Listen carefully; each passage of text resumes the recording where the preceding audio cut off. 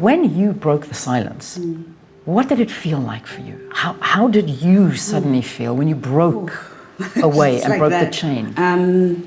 It's a release, but in terms of me speaking about when I was raped and acknowledging that took a long time. And that release when you do tell somebody, it evokes a lot of emotions. Remember, perpetrators are incredibly conniving. So even before anything has happened, they're more than likely, through the emotional abuse, the psychological abuse, the financial abuse, they've alienated you from people. Speaking out doesn't necessarily mean going onto a social media platform or going onto stage. Speaking out is, once again, going back to the safe spaces, going to a counselor. So I think there are levels of speaking out, because not every woman is in a safe space or in a position or is mentally or emotionally ready to speak out, right? So speaking to yourself is one level of speaking, saying this happened to me and I know it happened and this is my truth. Speaking to one other person that you trust is another level of speaking, right? Speaking to a community of people is another level of speaking. And then coming out and being an advocate and saying to the world, this happened to me, is another level. Wherever you are in that spectrum is okay. Even as healthcare professionals, we are trained to ask people, like, is everything okay? How are your relationships at home? Do you feel empowered or disempowered in certain ways? Then people maybe may find the courage to tell us, because often people come and they are scared to say that they are abused.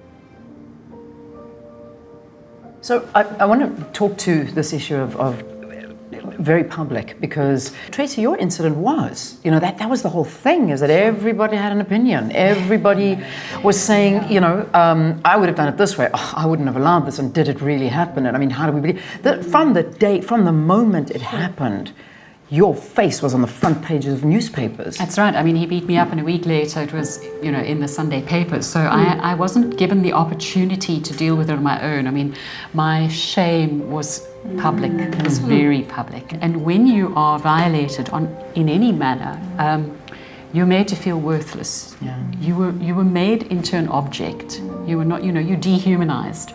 So to then process the fact that you were worthless, I know when he beat me up, I mean, he had me on the ground and he was running and kicking me.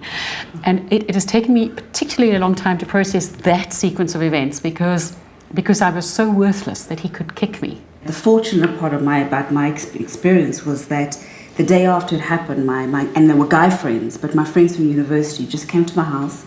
They sat there, they were like, you don't have to talk about it if you don't want to, but no, this is not what men do. Ask people, how would you like me to help you? Because often we assume solutions and then we get upset when people don't follow what we think they should do. Yeah. And I think being, part of being a good listener is allowing the person the space to feel, but also if you don't know, it's okay, but then ask the person, because consent is important. So there's always this thing about, who you tell, and the issue of being a good listener, so that you can break that silence. What makes a good listener?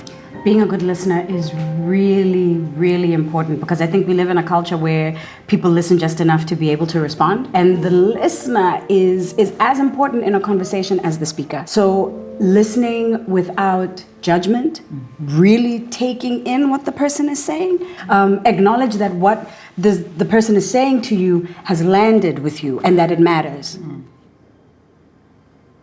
If you talk about these safe spaces and the people that you can open up to, but I mean, Rosie, if you don't have that in your life, I know that there are so many organizations that are there, that are ready to support anybody who needs to break that silence. Yeah. Well, I mean, it's POWA, People Opposing Women Abuse. So wherever you are in South Africa, there's a number that you can call. They will then, if you need to be taken to a shelter, they will get you to a shelter that's closest to you, get you a social worker, be able to get you out of that situation so you can find your own safe space.